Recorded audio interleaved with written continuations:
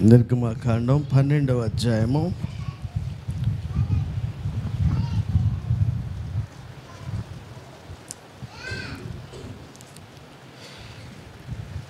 11వ వచనాన్ని చదువుకుందాం.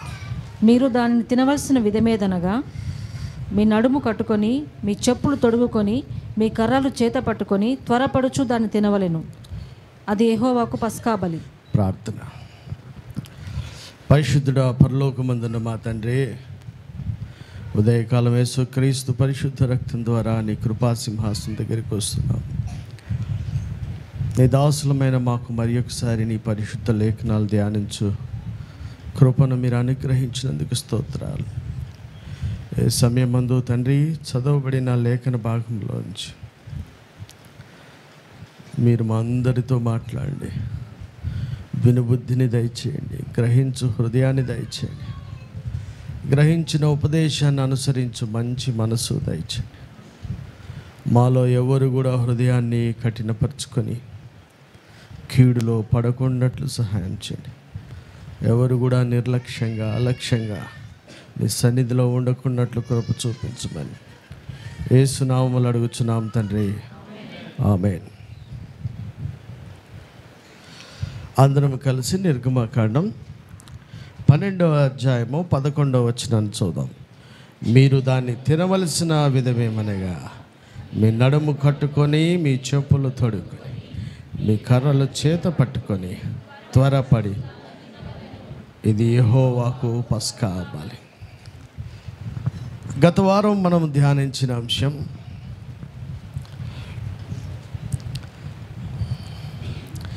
ఎందుకు దేవుడు తన ప్రజలను ఐగుప్తు నుంచి విమోచించాడు, ఎందుకు విమోచించడానికి ఆయన ఆకాశం నుంచి దిగి వచ్చాడు అన్న అంశాన్ని ధ్యానించాం. ఆయనను సేవించుటకు, ఆయనకు బలి అర్పించుటకు, ఆయనకు ఉత్సవము చేయుటకు ఆయన తన ప్రజలను విడిపించడానికి ఆకాశము నుండి దిగి వచ్చి ఉన్నాడు. హల్లెలూయా. ఆయనకు బలి అర్పించవలసిన విధము, సేవించవలసిన విధము, ఉత్సవము చేయవలసిన విధము ఎలాగుండాలి అంటే, ఇంటికొకడని లేదు, కుటుంబములతో తమ కలిగిన ఆస్తితో వారు ఐగుప్తు నుండి బయటికి వచ్చి యెహోవాకు ఉత్సవము చేయాలి, యెహోవాకు బలి అర్పించాలి, యెహోవాను సేవించాలి అని చాలా స్పష్టంగా పరిశుద్ధ గ్రంథంలో వ్రాయబడిన సంగతులు మనం ధ్యానం చేసినాం. ఇవన్నీ కూడా విమోచించబడడానికి ముందుగానే చెప్పబడినటువంటి మాటలు. ఈ రోజున క్రీస్తులోనికి బాప్టిజం పొందడానికి మారు మనసు పొంది సిద్ధపడుతున్న బిడ్డలందరికీ కూడా ఇలాగా పరిశుద్ధ గ్రంథంలో ముందుగా చెప్పబడిన మాటలు చెప్పే బోధకులు తక్కువయ్యారు. దేవుడే చూసుకుంటాడు, దేవుడు ఏం చూసుకోడు, దేవుడు అన్నీ చెప్తాడు, మనల్ని చేయమంటాడు. దేవుడు ఏం చూసుకుంటాడు? చెప్పింది చేసినప్పుడు చూసుకుంటాడు. పెడచెవిని పెట్టి మన పని మనం చేసుకుంటే దేవుడు చూసుకోడు. ఈ రోజున సంహారకుడు దాటునట్లుగా నిర్దోషమైన గొర్రెపిల్ల వధించబడి అది గడప కమ్మెలకు రక్తపు మరకలు పూయబడినప్పుడు దానిని చూచి సంహారకుడు మనల్ని దాటుతాడు అని పరిశుద్ధ గ్రంథంలో వ్రాయబడిన సంగతిని మనం ధ్యానం చేశాం. దేవుడికి అన్నీ తెలియదా? కాదు, దేవుడు చూస్తాడు. దేవునికి అన్నీ తెలియదా? కాదు, నీ గడప మీద రక్తపు మరకలు ఉన్నాయా? నువ్వు పూసుకున్నావా? ఎవడో వచ్చి పూయుడు, అయ్యగారు వచ్చి పూయుడు, అమ్మగారు వచ్చి పూయరు, మీ అమ్మ నాన్నలు పూయరు. ఎవడి ఇంటికి వాడే పూసుకోవాలి. ఆ పూయబడిన రక్తమును యెహోవా చూచి నీ ఇంటిలోని జ్యేష్ఠుని నశింపచేయకుండా ఆయన దాటిపోతాడు. నాశనము మన ఇంట్లో జరగకుండానట్లుగా ఆయన ఆజ్ఞాపించినట్లుగా వధింపబడిన గొర్రెపిల్ల యొక్క రక్తము మన గడప కమ్మిల మీద ఉండాలి, కనపడాలి. నువ్వు చేసిన దాన్ని దేవుడు చూసి నిన్ను దాటి వెళ్తాడు. నీవు చేయకుండా భజన చేసుకుని లోపల ప్రార్థన చేసుకుంటున్నావు అనుకోండి, నువ్వు చేసేది ప్రార్థన అయి ఉండొచ్చు, చెప్పింది చేయలేదుగా. చాలామంది తోచిన భక్తి చేసేవారికి ఫలితాలు తక్కువ ఉంటాయి, ఉండవు కూడా. ఎందుకని? బలర్పించుట కంటే మాట వినుట శ్రేష్టం. ఏం చెప్పారనేది. అందుకనే పలుమార్లు మీ దేవుడైన యెహోవా మీకు ఆజ్ఞాపించే శ్రద్ధగా వినండి. ఉదాహరణకు మొన్న చెప్తున్నాను,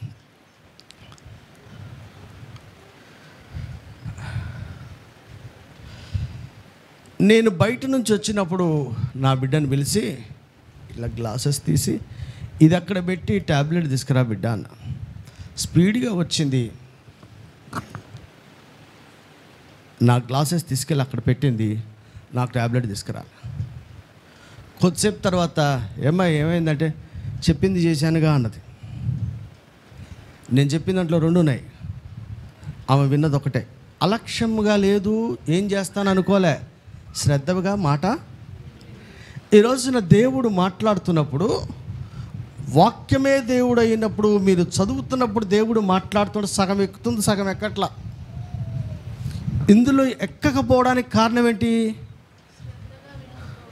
మనకున్నటువంటి వేరే బిజీ. ఏదో పనిలో ఉన్నాం, పిలిచాం, వచ్చాం, తొందరగా వెళ్ళిపోయాం. మళ్ళీ అందులో టీవీ చూస్తున్నాం, సగం పని చెప్తాం. మా అబ్బాయి గురించి చెప్పాను కదా, ఎంత స్పీడ్గా వస్తాడో, చాలా స్పీడ్గా వస్తాడు. కానీ చెప్పింది ఏందో అడిగి. ఈ మధ్య పైగా ఏమంటున్నారు తెలుసా, పిల్లలు ఎదుగుతున్నా కొద్దీ నాకు చెప్పలేదు అంటారు. మా చెవులు మందమైన అంటలా. యెహోవా ఏమి సెలవిచ్చాను అంటే మాకేం తెలుసు, బైబిల్లో ఉంది.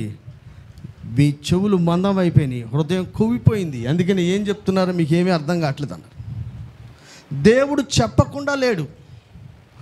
వాక్యం చదువుతున్నప్పుడు నువ్వు ఆ లైన్ దాటలేదు, కానీ నీ మనసు అక్కడ లేకపోవడం వలన అది నీ హృదయానికి తాకటం లేదు. ఈరోజున ప్రభు చెప్తున్న మాట ఏంటంటే, విమోచించబడ్డానికి ముందుగానే, నిత్య ప్రణాళికలోనికి రావడానికి ముందుగానే, మీరు బానిసత్వంలో ఉన్న ఐగుప్తును విడిచి వాగ్దాన దేశంలోనికి ప్రవేశించడానికి ముందుగానే దేవుడు అనేకమైన కట్టడలు, ఆజ్ఞలు, నియమ నిబంధనలు తన పిల్లలైన వారికి చెప్పాడు, చెప్తున్నాడు. హల్లెలూయా. బాప్తిజం ముందు చూసుకుందాం, చూసుకుంటాక ఏమీ లేదు, ముందు తెలుసుకొని చూసుకో. 100% మంది మీరు చర్చికి ఎన్ని రోజులు అయిందయ్యా బ్యాప్టిజం? 10 ఏళ్ళు. ఏం తెలుసు నీకంటే? ఏమీ తెలీదు. అది ఎందుకు తీసుకున్నాడు? తీసుకోవాలి కదండి. ఎందుకు తీసుకోవాలి? మరి అంతే కదండి. దేనికంతే? ఇది తంతే కదండి అంటాడు లాస్ట్కి. ఎందుకు తీసుకుంటున్నావు? తీసుకున్న తర్వాత ఏమి చేయాలి? దేని కొరకు ఎదురు చూడాలి? దేని కొరకు సిద్ధపడాలి? నీ ఉద్దేశము, నీ గమ్యము, నీ గురి ఏమై ఉండాలో అన్నీ కూడా విమోచించబడడానికి ముందుగానే ప్రభు చాలా స్పష్టంగా చెప్తున్నాడు. ఈ రోజున విమోచించబడడానికి ముందుగానే పస్కా బలి పశువును, ఇది పస్కా పండగ యెహోవాకు, దీన్ని అర్పించిన తర్వాత దాన్ని మనము తినాలి. బయలుదేరడానికి ముందు, బయలుదేరాక కాదు, మధ్యలో నీకు ఎప్పుడు ఆకలిస్తే అప్పుడు కాదు, బయలుదేరడకు ముందుగానే దానిని మనము తినాలి. పరిశుద్ధ గ్రంథములో మన ప్రభు అయిన యేసుక్రీస్తు ఒక్కసారే మన కొరకు బలి అయ్యాడు. జీవాహారము నేనే,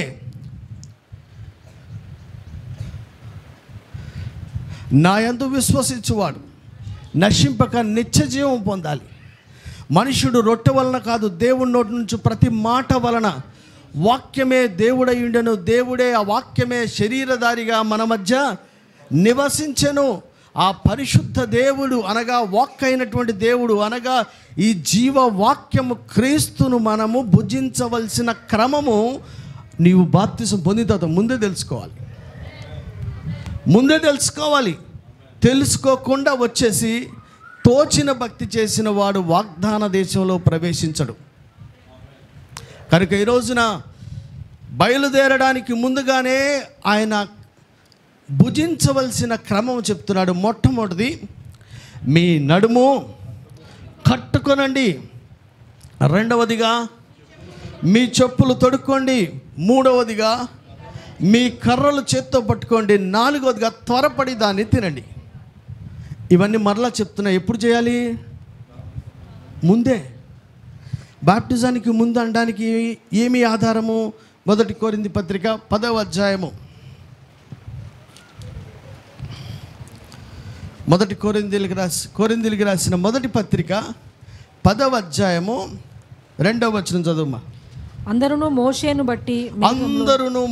బట్టి మేఘములోను సముద్రములోను బాప్తిస్మము పొందిరి. అంటే పరిశుద్ధ గ్రంథం మనకి తెలియజేస్తున్న విధం ఏంటంటే, ఎర్ర సముద్ర అనుభవం దాటడం అనేది బాప్తిస్మానికి సూచనగా అక్కడ రాయబడింది. దాన్ని దాటక ముందే పస్కాను భుజించవలసిన క్రమము దేవుడు చెప్పాడు. దానిలోనికి దాటడానికి నువ్వు బ్రతకాలంటే ముందు గొర్రె పిల్ల రక్తము నీ గడప మీద పూయబడాలి. సంహారకుడు వచ్చి నిన్ను తాకకుండానట్టు లోపట ఉండి నీవు చేయవలసిన తినవలసిన విధం ఏంటంటే, నీ నడుము మొట్టమొదట కట్టుకోవాలి, చెప్పులు తొడుక్కోవాలి, కర్రలు చేత్తో పట్టుకోవాలి, తర్వాత దాన్ని త్వరపడి తినాలి. ఇది దేవుడు నియమించిన క్రమము. నమ్మిన వారు దేవునికి స్తోత్రం చెబుదాం. హల్లెలూయా. దేవుడు నియమించిన క్రమమునకు అమెండ్మెంట్స్ మనుషులు చేయకూడదు, పాస్టర్లు కూడా చేయకూడదు, ఎవడూ చేయకూడదు. ఎందుకంటే ప్రకటన గ్రంథంలో రాసింది, దీంట్లో ఎవడన్నా కలిపినా చెరిపినా. ఎందుకు అలాంటి ఆలోచన? చేయలేక, ఒళ్ళు బద్ధకమయ్యి, మనసు లేక, బుద్ధి బాగోలేక, దురాలోచనల నుండి ఏదో ఒక మార్పు చేయాలనుకుంటున్నారు. ఇలా చేసేవాళ్ళు లేకపోలేరు. దీన్ని కలిపి చెరిపేవాడు, బోధించువాడు అనుంది, ఉన్నట్టుగా బోధించువాడు అనుంది. అలా చేసేవారు కూడా ఉంటారు. ఇలాగన దేవుని పస్కా బలి పశువు అనగా క్రీస్తు అనగా వాక్యమును భుజించవలసిన విధము మొట్టమొదటి నడుము కట్టుకోవాలి. రెండవదిగా, మీరు మర్చిపోకూడదు, ఈ మధ్యకాలంలో గత వారం చెప్పింది అని అడగట్లేదు, పోయిన వారం కూడా ప్రస్తావించాను నేను. ఎందుకు వస్తున్నాం, ఎందుకు పోతున్నాం మనకే తెలుస్తలేదు. టైంపాస్కి వస్తున్నారు. ఈ టైంపాస్ కాలతో మనం టైంపాస్ చేయకూడదని వదిలేసినాం. ఎందుకని? నిలబడి అన్ని తప్పులే. ఎందుకని? ఇది వాక్యము, దీన్ని ధ్యానించాలి, ధ్యానిస్తేనే ధన్యత అనే ఆలోచన బొత్తిగా లేకుండా పోయింది. దివారాత్రములు దాన్ని పడకల మీద ఏం చేయాలి? ధ్యానం చేయాలి. ధ్యానం చేయాలంటే కాస్త ఏదైనా గుర్తుండాలి. కనుక వాక్యాన్ని తినవలసిన విధము, వాక్యాన్ని చదవవలసిన విధానము, ధ్యానం చేయాల్సిన విధానము, ఈరోజు 4 విషయాలు మనం నేర్చుకుందాం. మీరు మర్చిపోక శ్రద్ధగా వినాలని ప్రభుపేట మనం చేస్తాం. మొట్టమొదటిది, మీ నడుము పస్కాను ఆచరించవలసిన విధము, తినవలసిన విధం. మొట్టమొదటి నడుము కట్టుకోవాలి. రెండవదిగా, చెప్పులు తొడుక్కోవాలి. మూడవదిగా, మీ కర్రలు చేత పట్టుకోవాలి. నాలుగవదిగా, త్వరపడి దాన్ని తినాలి. ఈరోజున 4 అంశాలను మనం ధ్యానం చేస్తున్నాం. మొట్టమొదటి అంశాన్ని వస్తే, మీ నడుము కట్టుకోవాలి. దేనికి కట్టుకోవాలి? ఎవడన్నా పని చేసేవాడు ఉంటేనే కడతాడు. పడుకునేవాడు నడుము బాగా కట్టుకొని బెల్ట్ పెట్టుకొని పడుకోడు. నడుము ఎందుకు కట్టుకున్నావు అంటే, నువ్వు ప్రయాణం చేయాలి. ఈ రాత్రి దేవుడు నిన్ను అక్కడి నుంచి విమోచిస్తున్నాడు. ఆలోచన చేయండి. చక్కగా తయారై ఇన్షర్ట్ చేసుకొని కొత్త బెల్ట్ పెట్టుకున్నాడు, ఇక పడక ఉపక్రమిస్తాడా? మనం నడుము కట్టామంటేనే పనికి సిద్ధపడుతున్నట్టు. పడుకునేవాడెవడు కట్టడు. దేవుడు నిన్ను నడుము కట్టుకోనమంటే నీకు పని చెప్తానికి ఆయన ఉన్నాడు. నువ్వు రెడీగా ఉండాలి. వాక్యమును భుజించవలసిన విధము, పస్కాను భుజించవలసిన విధము, ముందు నడుము కట్టుకోవాలి. ఎఫెసీ పత్రిక 6:14 చూస్తే, సత్యమును దట్టిని మీరు ఎలా కట్టుకోవాలి? సత్యము ఎలా కట్టుకోవాలంటే, నడుము కట్టుకోవడం దేంతో కట్టాలి? సత్యము. దేవుడు కట్టుకొని బయలుదేరడానికి సిద్ధంగా ఉన్నావు అనుకోండి, నువ్వు దేనికి కట్టావు? ఆయన చెప్పే మాట సత్యం అని నువ్వు నమ్మాలి. ఫస్ట్ సత్యమే చెప్తాడని నమ్మాలి. సత్యమును అనుసరించడానికి, సత్యమును పాటించడానికి నువ్వు సిద్ధంగా నడుమును కట్టుకొని ఉండాలి. తినవలసిన అంటే బైబిల్ చదువుతానికి, ఉపదేశాన్ని వినటానికి వచ్చినప్పుడు సత్యం బోధించబడుతుంది, సత్యం ప్రకటించబడుతుంది, సత్యాన్ని మనం చదువుతున్నాం. దీనిని వినడానికి సిద్ధంగా మనము ఏమని నమ్ముతావు? ఏదో చెప్తాడులే పోతాడులే అనకు, ఇది సత్యం అని నమ్మాలి. నీ నడుము ఎలా కట్టుకోవాలి? సత్యమును అనే దట్టిని మనము. మరొక చోట ఉంది, మీ నడుములు కట్టుకునే కీర్తన లూకా 12లో ఉంటే దాన్ని మనం ఒకసారి ధ్యానం చేసాం. మనస్సు అను నడుమును మీరు, పేతురు పత్రికలో మనస్సు అనే నడుమును మీరు కట్టుకోవాలి. మనస్సును కట్టుకోవాలి. ఏంది? నీ మనస్సు చెప్పిన దాన్ని వినడానికి కట్టుకో. అటు ఇటు అడియాశలు పడి తిరగడానికి సిద్ధపడిన ఒక మనసుని, నీ మనసును కట్టు, సత్యమని నమ్ము, దాన్ని పాటించడానికి నువ్వు సిద్ధపడి పస్కా దగ్గరికి రావాలి. రెండవ మాట చూస్తే, మీ చెప్పులు ఎందుకు తొడుక్కోవాలి? నేను మరలా చెప్పాను, నడుము కట్టుకున్న చెప్పులు వేసుకున్న దేనికి? పడుకోవడానికి. నీవు నడుము కట్టుకోలేదు అనుకోండి, నీకు ప్రయాణం చేసే అలవాట్లేదు. నువ్వు యాత్రికులమై ఉన్నావు. మనం ఈ లోకంలో మనం ఎట్లా ఉన్నాం? యాత్రికులు నడుము కట్టుకుంటారు, చెప్పులు. ఈ రెండు లేనోడు రెస్ట్ చేసేటువంటి వాడు. ఈ లోకంలో మనం రెస్ట్ చేయడానికి రాలేదు. ఈ లోకంలో మనం యాత్ర చేయడానికి ఉన్నాం. మన పౌరస్థితి ఇక్కడ లేదు, మన పౌరస్థితి పరలోకమందుంది. ఈ లోకంలోకి దేవుడు పంపించిన చిత్తమంతయు నెరవేర్చి ముగించుకొని మరలా మన తండ్రి యొద్దకు వెళ్ళడానికి మనం సిద్ధంగా ఉండాలి. సిద్ధంగా ఉన్నవాడు ఎప్పుడు నడుము కట్టుకొని చెప్పులు వేసుకొని ఉంటాడు. ఏమండి, రైల్వే రన్నింగ్ ట్రాక్లో ఉన్నవాడు షూ సంకలో పెట్టుకొని లేచి లేకపోతే కొంతమంది కుర్రలు వేసుకుంటారు, భుజం మీదే ఊపుకుంటూ కొంచెం విజిల్ కట్టగానే టక్ కట్టేస్తాడా? షూ ఎక్కడ వేసుకుంటారు? వేసుకొనే రంగంలోనికి రావాలి. అప్పుడు ఇదిగో బూర వస్తుంది, ఊదినప్పుడు గబగబ చెప్పులు వేసుకొని కరగట్టుకొని నడుముకి మీ కట్టుకొని చేత్తో కర్ర పట్టుకొని చెప్పులు వేసుకోండి, అప్పుడు సిద్ధపడమనలా. అది మీకు ఎలర్ట్, ఇక స్టార్ట్ అవ్వండి అనే బూర, ఆ సంకేతము, ఆ ఆజ్ఞ బయలుదేరే ముందే నువ్వు ఇవన్నీ రెడీ చేసుకొని ఉండాలి. మీకు ఒక విషయం తెలుసా? మీ అందరికీ తెలిసిందే, అందరూ కన్యకలే. ఒకడు సిద్ధపాటు లేకపోవడం వలన విన్నప్పుడు, బూర విన్నప్పుడు అప్పుడేదో తడపాయించి చేద్దామని చేస్తే అంతటా తలుపు వేయబడింది. ఈ రోజున ఇంకెప్పుడో చదువుదామనో, ఇంకెప్పుడో చేద్దామని ఉంటే అంతటా తలుపు.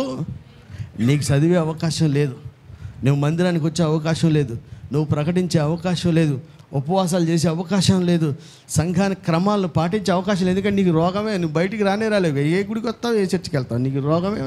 నీ బతుకు వీల్ చైర్ అయ్యాక ఇంకే చర్చికి వస్తావు అంటే? కళ్ళు కన్నప్పుడు ఏం చదువుతావు? నీ దగ్గర సొమ్మే లేనప్పుడు ఏమి ఇస్తావు?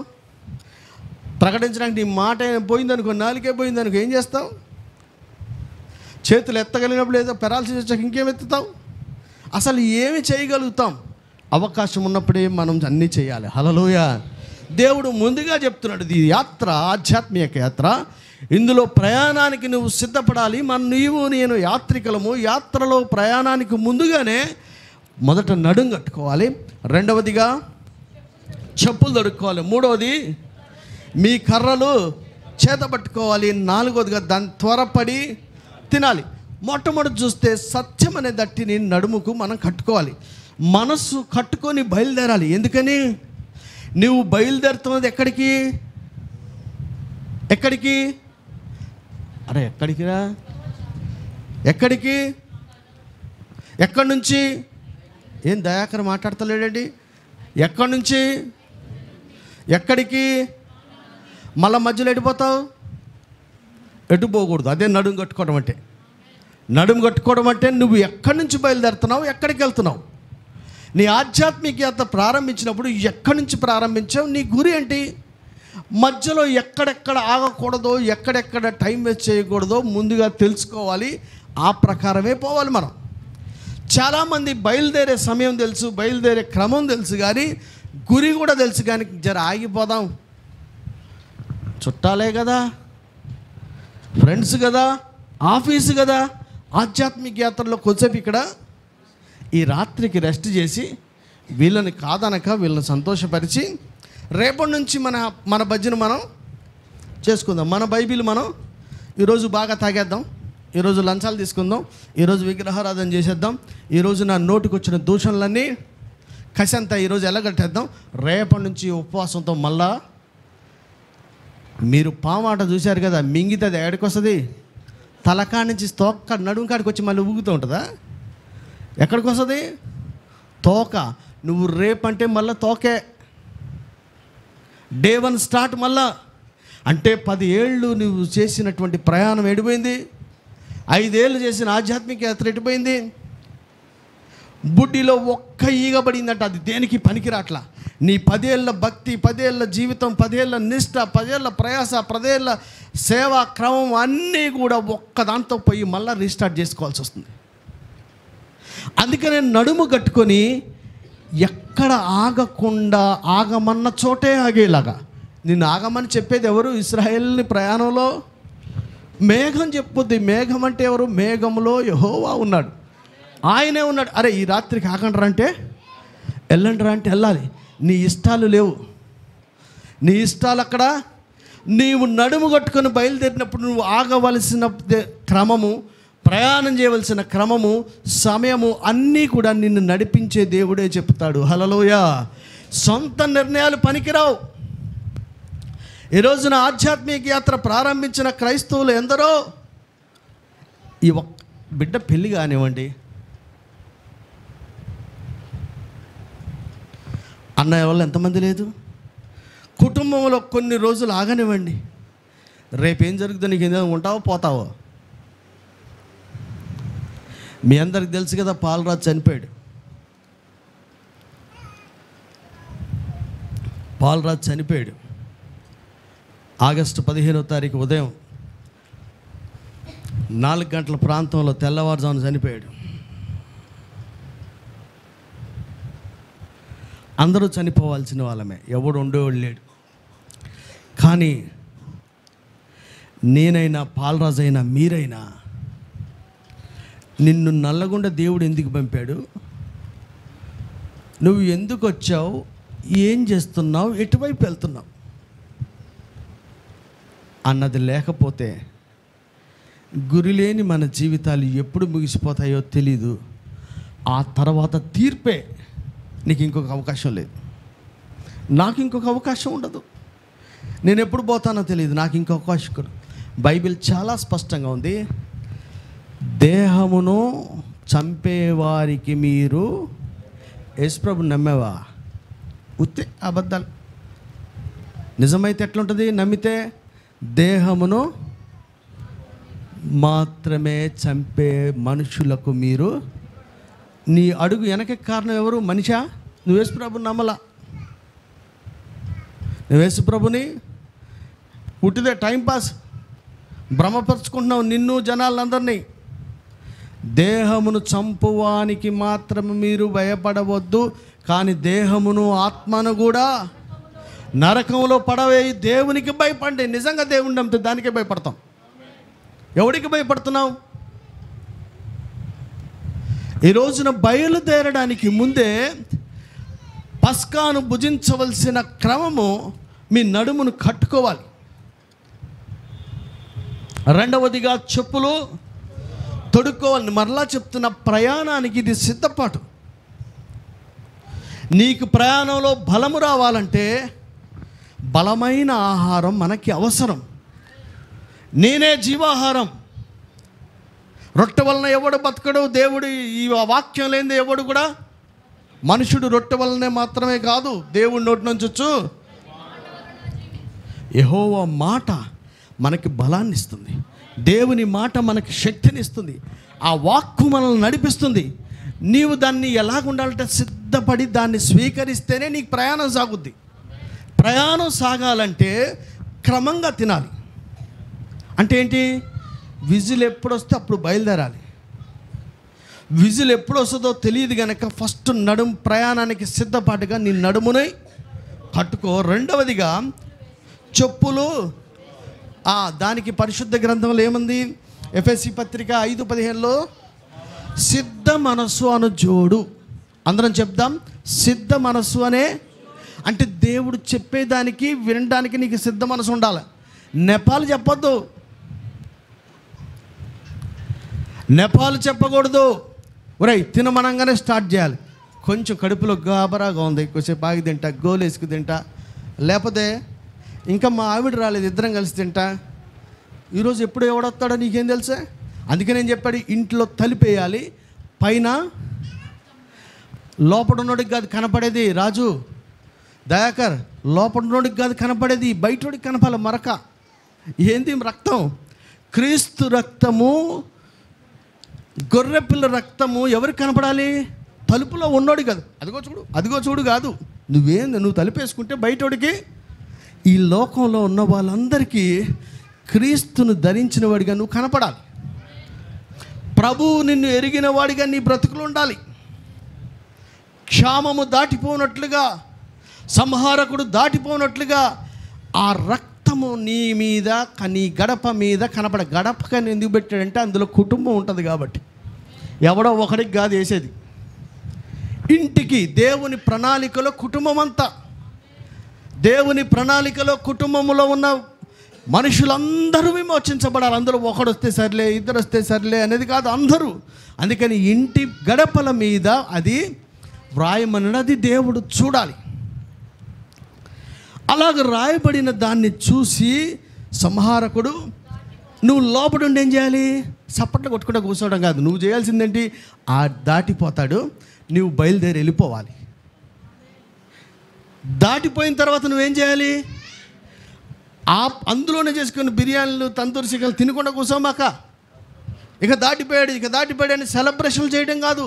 దాటిపోయాడు కనుక నీ ప్రయాణం సాగించాలి నువ్వు. హల్లెలూయా.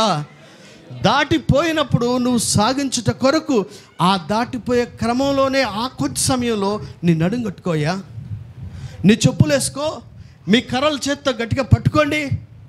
త్వరపడి తినండి. అంటే ఎప్పుడు దాటిపోతాడు, ఎప్పుడు పిలుస్తాడు నీకు తెలియదు.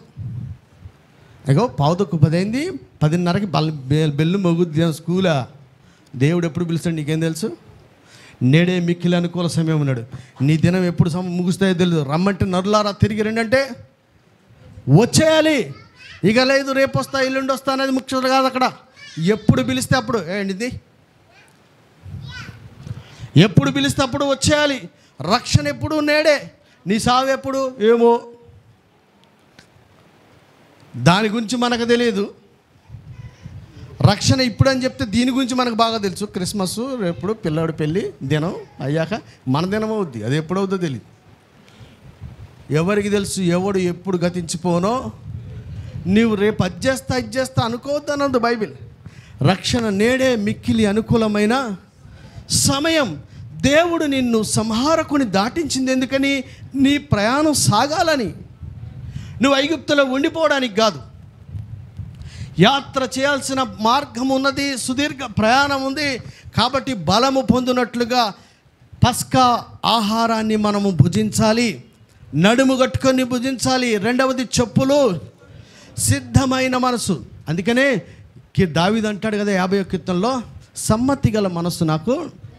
ఏంది చెప్తా ఉంటే దానికి లాజికల్ చూసుకుంటూ, ఇది సాధ్యాలు చూసుకుంటూ, ఇది అయితే నెక్స్ట్ వీక్ చేద్దాం, ఇదైతే ఇప్పుడు చేద్దాం, ఇది పిల్లడు పెళ్ళి అయ్యాక చేద్దాం, ఇది ప్రమోషన్ వచ్చాక చేద్దాం, ఇలాగ వాయిదాలు వేసుకుంటేది కాదు.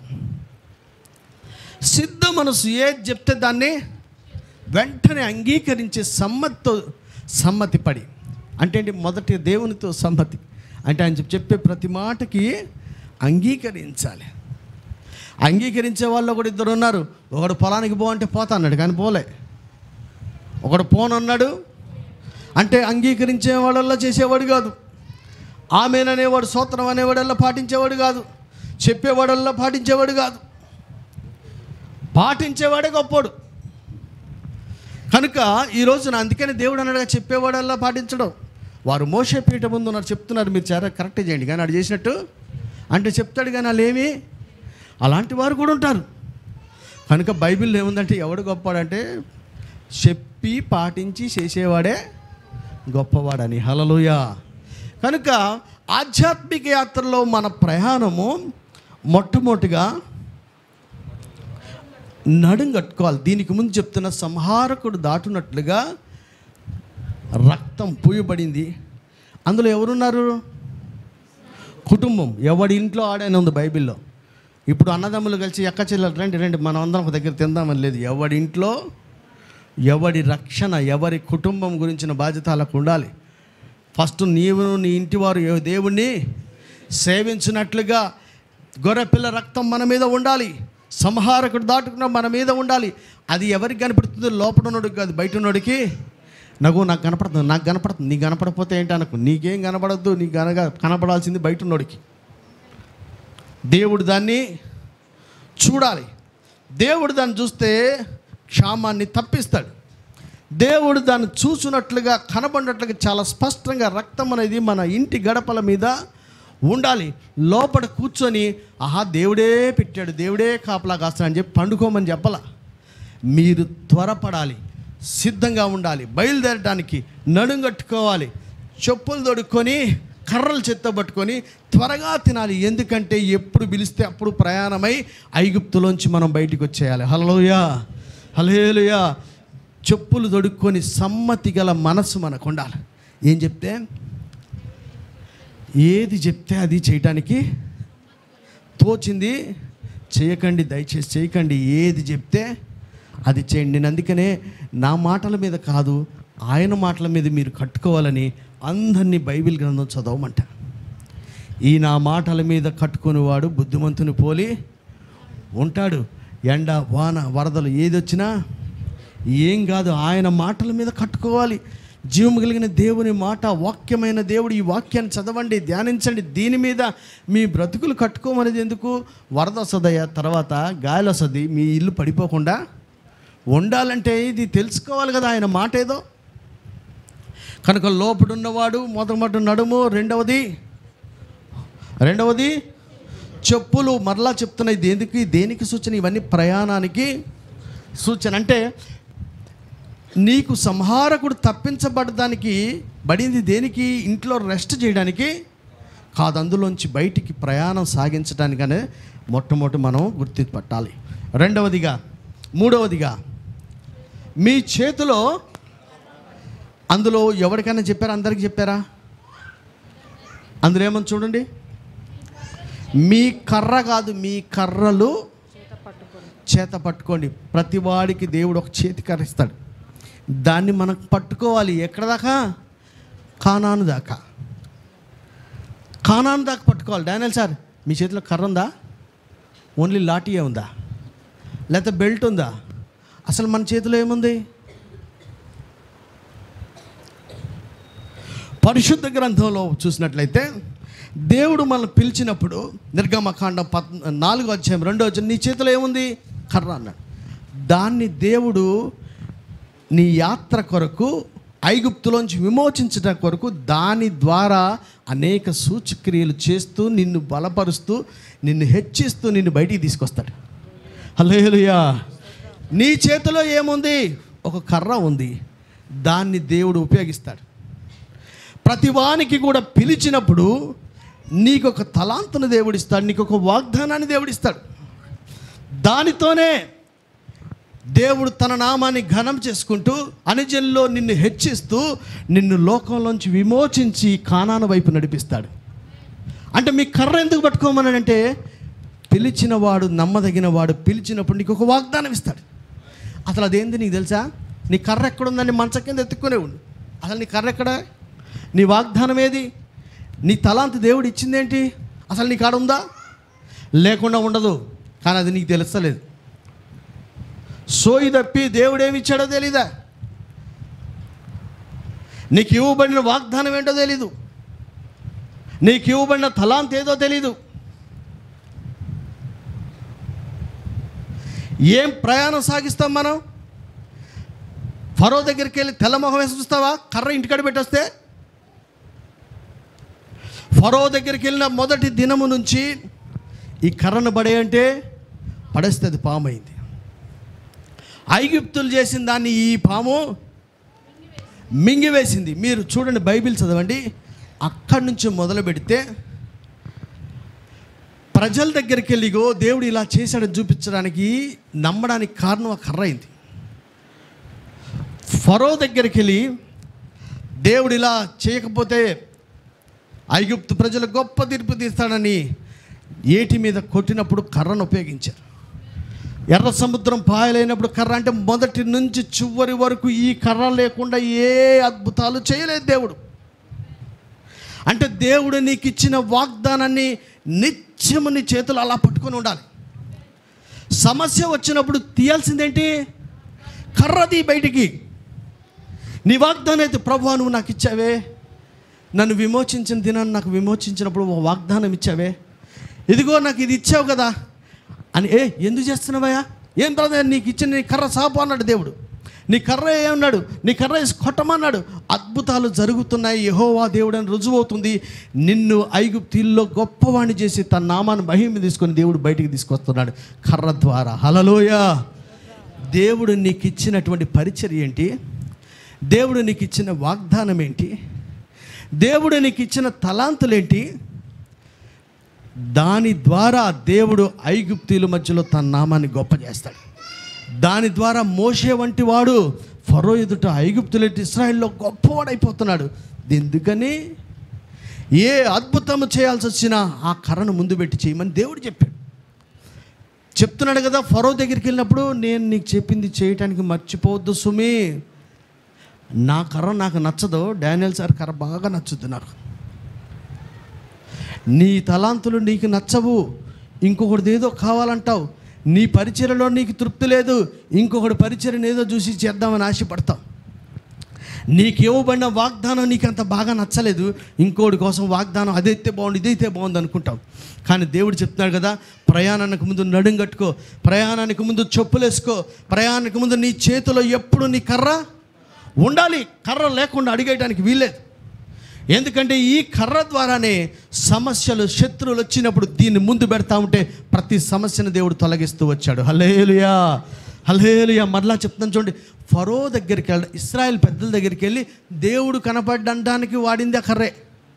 ఫరో దగ్గరికి వెళ్ళి దేవుడు మాకు దర్శనం ఇచ్చినండి కర్రే. అద్భుతాలు చేసిందండి కర్రతోనే. ఆఖరికి ఎర్ర సముద్రం వస్తే ఏమన్నాడు? అదో అక్కడ చూద్దాం. చూడండి, 14వ అధ్యాయం 16వ వచనం, నిర్గమకాండం 14వ అధ్యాయము. నీవు నీ కర్రను ఎత్తి ఆ సముద్రం వైపు నీ చెయ్యి చాపి దాన్ని బాయలుగా చేయము. నీవు నీ కర్రనెత్తి సముద్రం వైపు చెయ్యి చాపి సముద్రమును, అరే చిన్న పాము చేసే దగ్గర నుంచి నీళ్లు రక్తాన్ని మార్చే కానీ ఎర్ర సముద్రమును కూడా పాయలు చేయడానికి ఆ కర్రనే దేవుడు వాడాడు. నీకు ఇవ్వబడిన వాగ్దానం నీ చేతిలో ఉంటే సమస్య చిన్నదైనా పెద్దదైనా, ఎర్ర సముద్రం అంతా సమస్య ఎంత పెద్దదైనా సరే, సమస్య వచ్చినప్పుడల్లా వాగ్దానాన్ని ఎత్తిపట్టి ప్రార్థన చేయి, దేవుడు నీకు పరిష్కారం వెంటనే చూపిస్తాడు. హల్లెలూయా. నీ వాగ్దానం నీ దగ్గర లేదే, నీ వాగ్దానం ఏందో నీకు తెలియదు అసలు. నీకు ఇవ్వబడిన తలాంతులు ఏందో నీకు తెలియదు, నీకు అప్పగించబడిన పరిచర్య ఏంటో తెలీదు. నీ పరిచర్య క్రమాన్ని దేవుడు ఏ ప్రాంతంలో ఎక్కడ నిన్ను వాడుకోవాలనుకున్నాడో అదంతా నీకేం తెలియకుండా ఎవడి పరిచర్యనో చూసి, ఎవడి తలాంతులో చూసి, ఎవడి సామర్థ్యాలను చూసి ఇవన్నీ నాకు వస్తే నేను ఇంకా బాగా చేద్దును అనుకోవడం అనేది భ్రమ. దేవుడు పక్షపాతం లేదు, అందరినీ సమానంగా ప్రేమిస్తున్నాడు. హల్లెలూయా. వారి వారి సామర్థ్యం చొప్పున దేవుడు ఇస్తాడు. ఈ రోజున చేతిలో ఉండాల్సింది ఏంటంట? దేవుడు నీకు ఇచ్చిన వాగ్దానం. చేతిలో ఉండవలసింది ఏంటంటే దేవుడు నీకు ఇచ్చినటువంటి తలాంతులు. వాటిని పట్టుకొని యాత్రను మనం సాగించాలి. నాకు ప్రతిరోజు అనిపిస్తూ ఉంటుంది, 2000 సంవత్సరంలో ప్రభు దర్శించి నేను ఒక్కడి కోసం రాదు, నా వలన ఒక్కడు బాగుపడితే చాలు అన్న ఆశ నాకు ఉండే. కానీ 1000 మందికి ఆశీర్వాద కారణంగా చేశారంటే చూసుకుంటే 1000 కాదు, 10 లేవు, ఎవడు లేడు, 100 లేవు, ఏమీ లేవు. బాధ అవుతున్నప్పుడల్లా నేను చేసే ప్రార్థన ఒకటే, ఏంది ప్రభా నాకు ఇచ్చిన వాగ్దానం ఉంది కదా, ఈ వాగ్దానం ఒక్కసారి జ్ఞాపకం చేసుకో. అదే మనకు బలాన్ని ఇస్తుంది. మరలా చెప్తున్నాను కదా, ఈ ఊర్లో నాకేం బలం ఉంది? ఏమీ లేదు. ఆయన రమ్మన్న ఊరు, అదే బలం. నువ్వు నల్గొండ బాగున్నాడు అంతే, అదే బలం మనకి. ఎందుకంటే పిలిచిన వాడు, ఎంతోమంది పరిచయం అవుతారు, ఎవడెప్పుడు పోతాడో తెలియదు. కానీ ఆది అంతం లేనటువంటి వాడు, యుగయుగాలు జీవించే దేవుడు, మరణమును గెలిచిన దేవుడు, త్వరలో రానైనటువంటి ప్రభువు మన పక్షంగా ఉన్నాడు, మనల్ని పిలిచాడు. ఆయన ఎవ్వరు చెయ్యి విడిచినా విడివనటువంటి దేవుడు. హల్లెలూయా. ఆయన ఉన్నాడు కాబట్టి అదే మన బలం. ప్రభువు దగ్గరికి వెళ్ళటానికి ధైర్యాన్ని ఇచ్చేది ఏంటంటే, క్రీస్తు రక్తం ద్వారా మనం ఆయన కృపాసింహాసనం దగ్గరికి వెళ్ళినప్పుడల్లా, అయ్యా నా వాగ్దానం, నా వాగ్దానం 119వ కీర్తనలో ఉంటుంది కదా, నీ సేవకునికి ఇచ్చిన, అరే ఆయన ఇచ్చిన మాట ఉందండి, దాన్ని పట్టుకో, దాన్ని పట్టుకోవాలి మనం. దాన్ని పట్టుకుంటే ప్రభు నీ సేవకుడికి, ఆయన మర్చిపోవట్లేదండి, నువ్వు మర్చిపోకూడదు, ఆయనకి అన్ని గుర్తుంటాయి.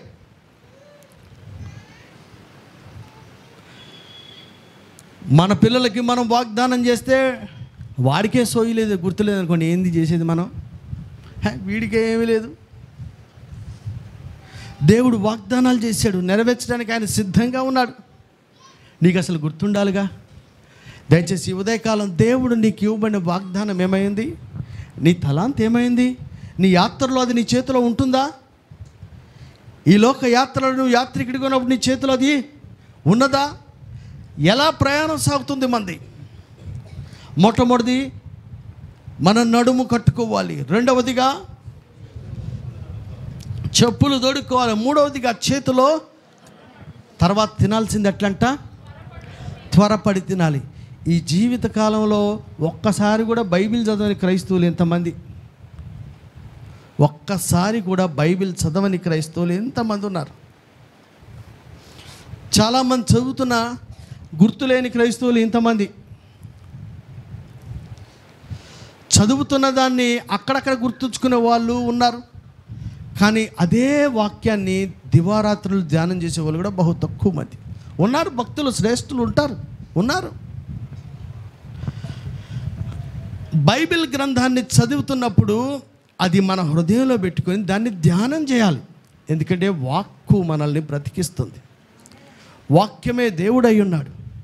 ఆ వాక్కు మనల్ని, మన క్యారెక్టర్ని మౌల్డ్ చేస్తుంది, మన ప్రవర్తనని మారుస్తుంది, శ్రమలో మనకి సహాయంగా ఉంటుంది, శత్రువుకు మించిన జ్ఞానాన్ని ఇస్తుంది, మన పాదములకు అది దీపంగా ఉంటుంది.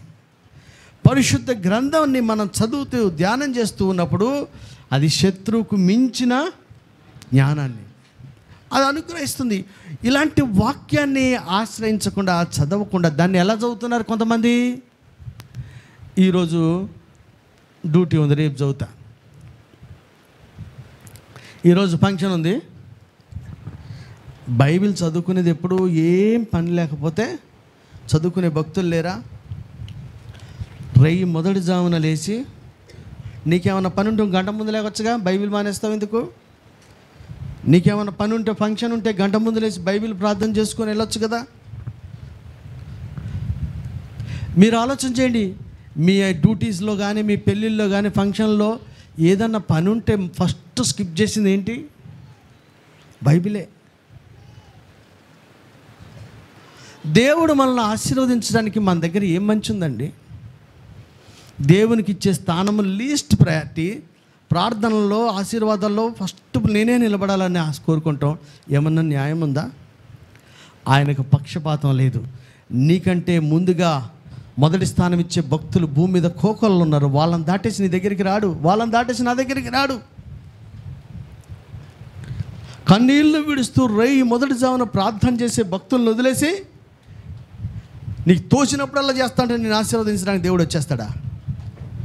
దేవుని వాక్యాన్ని పెడచెవిని పెట్టి నీకు నచ్చిన భక్తి చేస్తుంటే ఆశీర్వదించడానికి దేవుడు వచ్చేస్తాడా? ఎట్లా వస్తాడండి? వాక్యమును ఏం చేయాలా? త్వరపడి. ఎందుకంటే రొట్టె వలన కాదు ఎవడు బ్రతికేది, దేవుని వాక్కు వలన.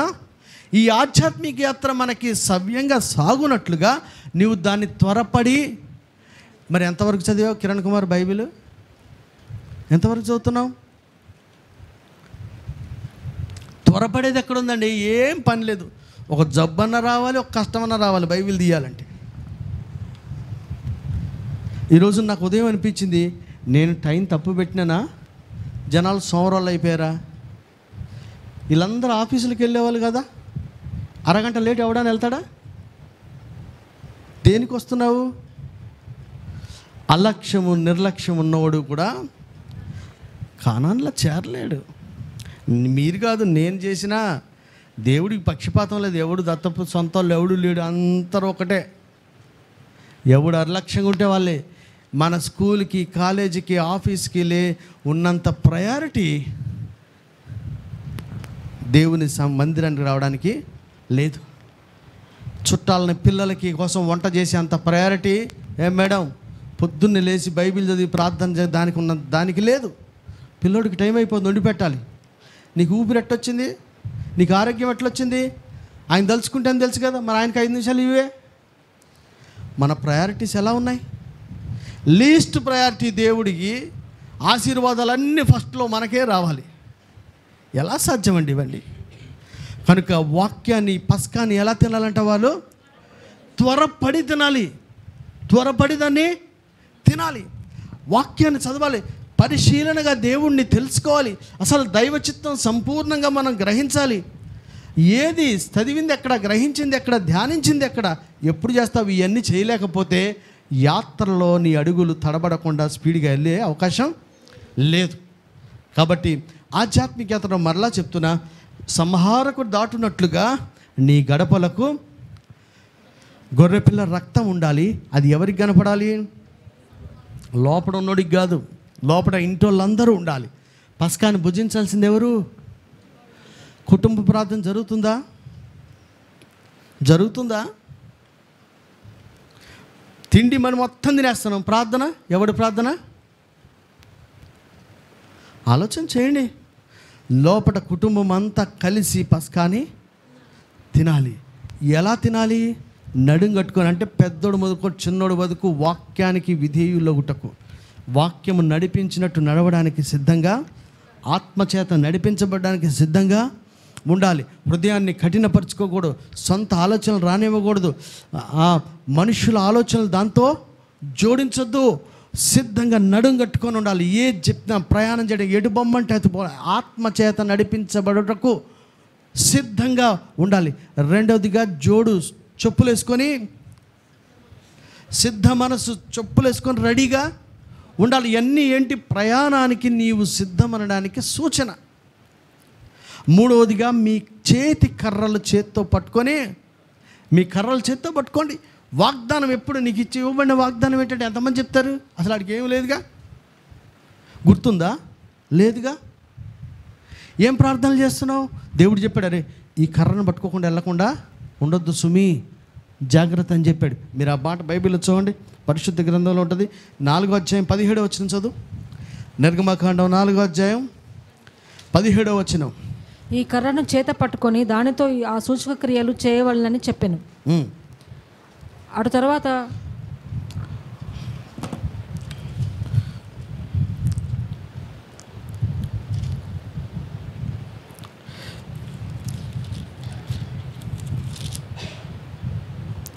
ఇరవై 21వ వచనం. అప్పుడు యెహోవా మోషేతో ఇట్లనెను, నీవు ఐగుప్తునందు తిరిగి చేరిన తరువాత చేయుటకు నేను నీకు ఇచ్చిన మహత్కార్యములన్నీ ఫరో ఎదుట చేయవలను సుమి. చేయుటకు నేను నీకు ఇచ్చిన అన్నీ కూడా వాళ్ళు అక్కడ ఏం చేశారు? వెంటనే కర్రను చేయుటకు ఇచ్చిన అన్ని చేయటానికి. అరే దేవుడిచ్చింది ఏంది నీ వాగ్దానం? చిన్నమ్మాయి, నీకు అసలు దేవుడు ఏమైనా వాగ్దానం ఇచ్చాడా? అలా ఇది గుర్తుందా? అది రోజు ప్రార్థనలో ఉందా? ఉందా? ఆశీర్వదించబడపోవడానికి కారణం ఏంటంటే వాగ్దానం గుర్తుండదు. గుర్తున్నా అది మనకు నచ్చదు కొంతమందికి. ఎత్తిపట్టి ప్రార్థన చేయడానికి అసలు ఏం ప్రార్థన చేస్తాం మనం? నీకు తోచిన ప్రార్థన, ఈరోజు నీకు కడుపు చల్లగుండే ప్రార్థన, నీకు దారిలో ఎవడో తగలకూడదనే ప్రార్థన, ఎలాంటి నష్టం జరగకూడదనే ప్రార్థన. ఇవన్నీ తర్వాత అసలు నిన్ను విమోచించిన దేనికి? నీ ప్రయాణం ఎటు? నువ్వు నడుము కట్టుకొని చెప్పులు జోళ్ళు తొడుక్కొని చేతిలో కర్ర పట్టుకొని త్వరగా తిని ప్రయాణం అవుతుంది ఎటు? ఆలోచన లేకుండా పోయే క్రైస్తవులు చాలామంది ఉన్నారు. కనుక ఈరోజు ప్రభు మనకు చెప్తున్నది, నిన్ను అసలు విమోచించింది సేవించడానికి ఎలా బయలుదేరి వెళ్ళాలి? పస్కాని తిని వెళ్ళాలి. సేవించేది ఎలాగ దేవుణ్ణి? నీ ఒక్కడివే కాదు, నీ ఇంటిలో ఉన్న కుటుంబం అంతా నీ కలిగిన యావత్తు తీసుకొని దేవుణ్ణి సేవించుటకు, బలి అర్పించుటకు, ఉత్సవం చేయుటకు మనం బయలుదేరి వెళ్ళాలి. ఆ బయలుదేరే క్రమంలో నీ ఇంట్లో ఉన్నప్పుడు పస్కాని తినవలసిన విధానం ఏంటంటే, నీ నడుము కట్టుకో, చెప్పులు తొడుక్కో, కర్ర చేత్తో పట్టుకో, త్వరపడి దాన్ని తింటే నీవు తిని రెడీగా ఉంటే ఎప్పుడు పిలిస్తే అప్పుడు అందులోంచి బయటికి వచ్చేయడానికి మనం సిద్ధంగా ఉండాలి. హల్లెలూయా. ఈ కర్ర గురించి మరలా చెప్తున్నా, ఇది ప్రారంభం నుంచి విమోచించబడిన తర్వాత కూడా బండకు నీళ్ళు లేకపోతే ఈ కర్ర తీసుకుని బండని అంటే బ్యాప్టిజం పొంది రక్షణలోకి వచ్చి ఆధ్యాత్మికతలు ఇంకా ముందు సాగుతూ మన్నా తింటున్నా ఏం తింటున్నా నీకైతే ఇది లాస్ట్ వరకు కూడా ఇచ్చే వాగ్దానాన్ని, దేవుని మాటను మనం మర్చిపోకూడదని ప్రభుపేట మీకు మనవి చేస్తున్నాను. కనుక దేవుని పస్కాను మనము ఆచరించవలసిన విధానం ఎప్పుడు చేయాలమ్మా? బయలుదేరడానికి ముందుగానే, యాత్ర ప్రారంభానికి ముందుగానే ఈ పద్ధతులన్నీ మనం చేయాలి. తర్వాత 5వదిగా నెంబర్ 1 నడుంగొట్టుకోండి, 2 చెప్పులేసుకోవాలి, 3 కర్ర చేత, 4వది త్వరపడి తినాలి. 5వది వచ్చిన తర్వాత అందులో ఉంది, ఇశ్రాయేలీల్లో ఎవ్వడు కూడా పులిసింది. మీకు మరలా చెప్తున్నా, ఇవన్నీ విమోచించబడిన తర్వాతనా ముందు చెప్తున్నారా? ముందే చెప్తున్నారు. ఏమి తెలిసి తెలియకుండా మునిగేయటం కాదు, అన్నీ తెలుసుకొని స్పష్టంగా యాత్ర క్రమాలన్నీ తెలుసుకొని, కట్టడలు విధులన్నీ తెలుసుకొని ఆధ్యాత్మిక యాత్రని ప్రారంభించాలి. మీరు విమోచించబడిన బడక ముందే మీరు చెప్తున్నారు కదా, ఇశ్రాయేల్లో ఎవ్వడు పులిసింది, అన్యుడే కానీ ఇశ్రాయేల్లో కానీ పులిసింది, ఎవ్వడు పులిసింది అనేది తినకూడదు. ఇది ఎప్పుడు చెప్పాడు? బాప్టిజానికి ఏం తినాలి, ఏం తినకూడదు, ఏం చేయాలి, ఎలా ఉండాలి అనేది ముందుగానే అని పరిశుద్ధ గ్రంథంలో ప్రభు చెప్తాడు కదా. నేను చెప్తుంది పులిసిందంటే ఏందయ్యా? ఇది కదయ్యా, పరిసయ్యుల పులిసిన వారి బోధ అనే పులిసిన పిండి గురించి చెప్తున్నా. నువ్వు వినేటువంటి బోధన గురించి కూడా దేవుడు ముందుగా చెప్తాడు. ఏది పడుతుంది వినకూడదు. అందుకనే బోధించేవాడు ఆయన ఏ సంగతులు ఆజ్ఞాపించాడో వాటినే బోధించాలి. దేవుడు ఆజ్ఞాపించిన సంగతులు కాకుండా పిట్ట కథలు చెప్పేటువంటి ప్రసంగాలు చాలా ఎక్కువైనాయి. మీరు చూస్తున్నారా? దేవుడు ఆజ్ఞాపించిన సంగతులు కాకుండా ఒక మోరల్ స్టోరీలు తీసుకొని అది చెప్పితే దాంట్లో జీవం ఉండదు. వాక్యము జీవము కలిగినది, అది బాగుంటుంది కానీ బ్రతుకులు మార్చేది కాదు. వాక్యముకి శక్తి ఉంది, అది దేవుని వాక్యు కాబట్టి అది ప్రాణాత్మ దేహాల లోపలికి వెళ్ళి హృదయంలో మార్పును తెస్తుంది. ఉన్నది ఉన్నట్టుగా మనం బోధించాలి. చాలా స్పష్టంగా పిటకథలు చెప్పేవాళ్ళు వస్తారనే, మోరల్ స్టోరీస్ చెప్పేవాళ్ళు వస్తారనే, కల్పనా కథలు చెప్పేవారు వస్తారనే ఆయన ముందుగానే నేను ఏ సంగతులు మీకు ఆజ్ఞాపించానో వాటిని కూడా అని చెప్పాల, వాటినే మీరు బోధించండి. ఈ రోజున పులిసినది ఏది కూడా తినకూడదు అంటే కల్పనా కథ బోధలు కానీ, మనుషులు కల్పించిన బోధలు కానీ, మోరల్ స్టోరీస్ కానీ, పిచ్చి కథల ద్వారా ఎవ్వడు కూడా రక్షణలోనికి రాడు. దేవుడు చెప్పింది పులిసినది ఏది కూడా అంటే బోధ పులిసిందిగా, అందుకనే మూర్ఖులకు ఈ తరానికి వేరే ఉండమని చెప్పిన ప్రభువు మీరు ఎలా ఉండాలంటే మొట్టమొదటి అపోస్తుల రక్షణ పొందిన వాడికి బోధ చాలా ఇంపార్టెంట్. ఏదో ఒక చర్చి, ఏదో ఒక బోధ ఇలాగ అనుకోకూడదనే, ఇది కరెక్ట్ అని మీరు భ్రమలో పడకుండా కరెక్టో కాదో తెలుసుకోవాలని నేను ప్రతి ఒక్కరికి బైబిల్ చదవమని చెప్తున్నా. మిమ్మల్ని చదవమనేది గుడిగా నమ్మని కాదు, అలాగ ఉన్నదో లేదో పరిశుద్ధ గ్రంథంలో మనకు పరిశోధించే అలవాటు మనకి ఉండాలి. కనుక పరిశుద్ధ గ్రంథంలో చెప్పబడినటువంటి మాట పులిసినది ఏది కూడా ఎవ్వడు తినకూడదు. అంటే క్రైస్తవుడు ఇశ్రాయేలు ఎవ్వడు కూడా పులిసినటువంటి బోధలు, పులిసినది ముద్ద కొంచెమైనా పిండంతని కూడా పొలవ చేస్తుంది. అందుకని పరిశుద్ధ గ్రంథంలో ఇంకో మాట ఉంటుంది చూడండి, 12వ అధ్యాయం 19వ వచనం చదువు నాయన. చదవమ్మా 12:19. 7 దినములు మీ ఇండ్లలో పొంగినది ఏది ఉండకూడదు, పులిసిన దానిని తినువాడు. మీ ఇండ్లలో పులిసినది ఏది కూడా ఉండకూడదు. ఇండ్లలో అరే నువ్వు తింటలేదయ్యా, మీ అబ్బాయి బాగా తాగుబోతాడు, తిరిగిపోతాడు అనుకో, ఇంకొకడు తిట్టిపోతాడు అనుకో, ఇంకొకడు వ్యర్థమైన దాన్ని చూసేవాడు అనుకో, ఇంకొకడు అసలు బైబిల్ చదవడు అనుకో, అంటే ఒకడు మంచిగుంటే కాదు, పులిసిన పిండి గింతంత ఉందనుకో కొంపలో, ఇల్లంతా కూడా పాడైపోద్ది. గడపకేసారు, మొత్తం అందరిని తినమని చెప్పాడు. ఇందులో ఒకటి తింటే మిగతా వాడికి ఎగ్జామ్షన్, ఈ నా సంకలేసుకు వెళ్ళిపోతా అంటే కుదరదు. ఎవడు రక్షణ వాడికే. కనుక పులిసినది నువ్వు తినొద్దు, నీ ఇంట్లో కూడా. ఇదన్నీ ఎప్పుడు చెప్తున్నారండి? ముందే ఇన్స్ట్రక్షన్స్ అన్నీ దేవుడు ముందుగానే ఇస్తున్నాడు. పస్కాని తినాలి, మీరు నడుం కట్టుకోండి, చెప్పులు వేసుకోండి, కర్ర చేత్తో పట్టుకోండి, త్వరపడి తినండి. పులిసింది ఏది కూడా మీ ఇంట్లో ఉండడానికి వీల్లేదు. మీరు తినొద్దు, మీ ఇంట్లో కూడా అది ఉండకూడదు అని దేవుడు చాలా స్పష్టంగా చెప్పినప్పుడు, మరి మా ఇంట్లో మేము అందరం బాగా వీడు ఒక్కడేనండి, ఆడితో నువ్వు ఎట్ట కలిసి తింటున్నావు? వాడి గురించిన భారం ఏది, నువ్వు చేసిన పనులు ఏమున్నాయి? ఎందుకు అజాగ్రత్త అంటే ఆ పులిసింది మొత్తం అందరిని కూడా, అయ్యా ఇంట్లో 5గురు ఉన్నారా, 4గురు ఉన్నారా, 3గురు ఉన్నారా, ఈడొక్కడే కదా, సో ఆడే మారతాడులేడి అనుకుంటా పోయానుకో, వాడు మారడుగాక ఆ పులిసింది మిమ్మల్ని అందరినీ కూడా పాడు చేస్తుందని బైబిల్ చెప్తుంది. పులిసినది కొంచెమైనా ముద్దంతను కూడా ఖరాబ్ చేసేస్తుంది, పాడు చేస్తుంది. కనుక ప్రియమైన దేవుని బిడ్డలారా, ఎక్కడన్నా ఇంట్లో అందరినీ దేవుడు నడుం కట్టుకోమని చెప్పాడు, ఇంట్లో అందరినీ కూడా చెప్పులు వేసుకోమన్నాడు, ఇంట్లో అందరినీ కూడా చేతి కర్ర పట్టుకోమని చెప్పాడు, ఇంట్లో అందరినీ కూడా త్వరపడి నా మటుకు నేను ప్రార్థన చేసుకునే భయ్ కుర్రోళ్ళు కదండి, యవనస్తులు తర్వాత చేసుకుంటాడులే బైబిల్ ప్రార్థన అన్న భావన ఉండకూడదు. యజమానికి నేను నా ఇంటి వారు అనే భావన ప్రతిరోజు ఉండాలి. తిండి కాడ కాదు, క్రిస్మస్ బట్టలు అప్పుడు కాదు. క్రిస్మస్ బట్టలు ఒకటి కొనకపోయి ఉంటారా? బిర్యానీ చేసుకొని నీడు పెట్టకుండా మిగతా వాళ్ళు తినేస్తారా? మరి నువ్వు ఒక్కడే బైబిల్ చదివి ప్రార్థన భక్తి చేసి మిగతా వాళ్ళని వదిలేస్తున్నావే, ఏం ప్రేమ అది? వాడిని చెడగొట్టే ప్రేమ? భోజనానికి ఆడి కావాలి, కొత్త బట్టలకు ఆడి కావాలి, మందిరానికి ఆడి రావద్దు, బైబిల్ చదవడానికి ఆడికి అవసరం లేదు. నువ్వు బట్టల గురించి ఆలోచిస్తావు, భోజనం గురించి అయ్యో పిల్లోడికి పెట్టుకుని ఎలా తింటామంటావు. మరి పిల్లోడు చదవట్లేదు కదా.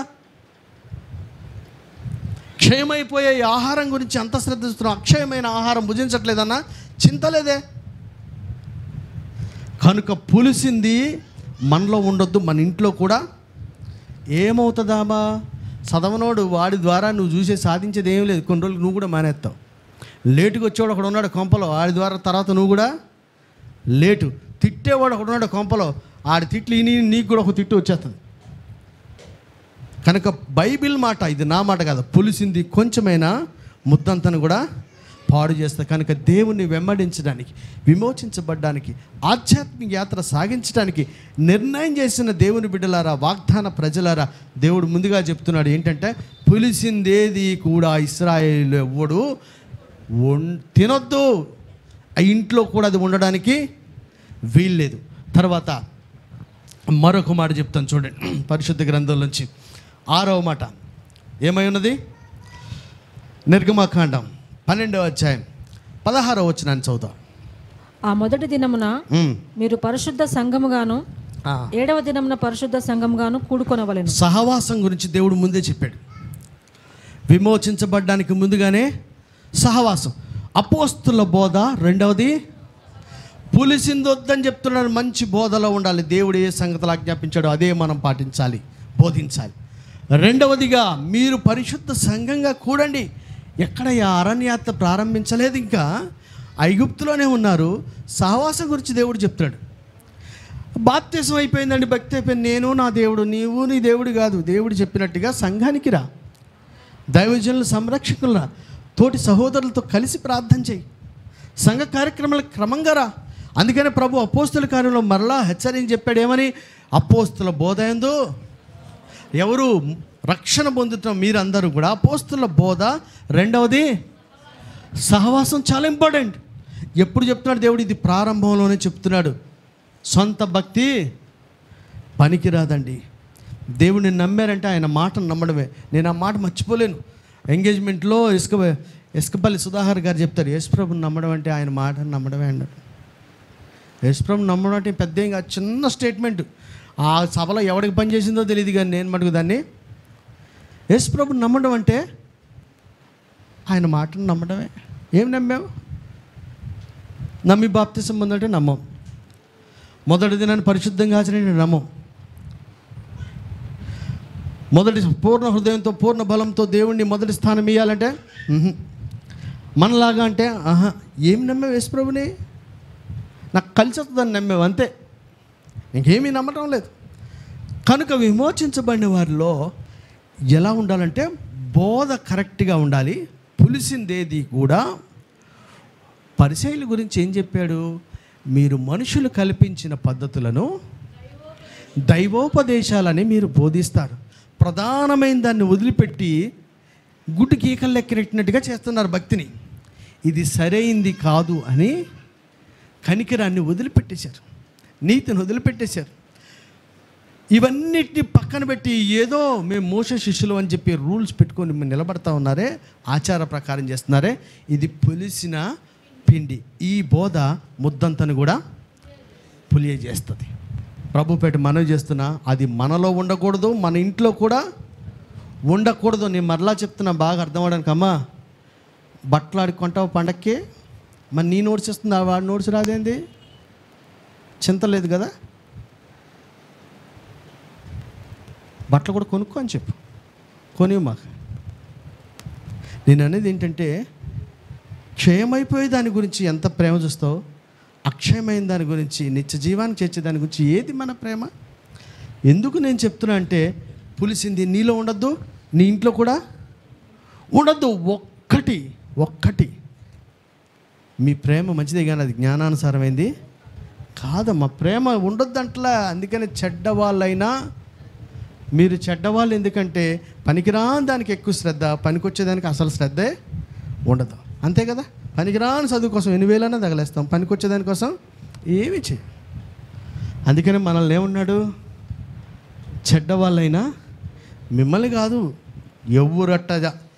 ఎవరు నేనైనా సరే శ్రేష్టమైన దాన్ని కాకుండా అక్షయమైన దాని, క్షయమైపోయే వాటి కొరకు నా మనసు నా పిల్లల మీద పెడతా ఉంటే, నేను కూడా పనికిరాన్న నువ్వు నేననే భేదం కాదు, అక్షయమైన దానికి, శ్రేష్టమైన దానికి నుంచి మనం మన పిల్లల గురించి ఆలోచన చేయాలి. ఈ రోజున మరలా మీకు చెప్తున్నా, విమోచించబడ్డానికి మొదటిగానే మీ రక్తము అక్కడ కనబడితేనే మీరు ఆ ప్రాసెస్లో ఉన్నట్టు.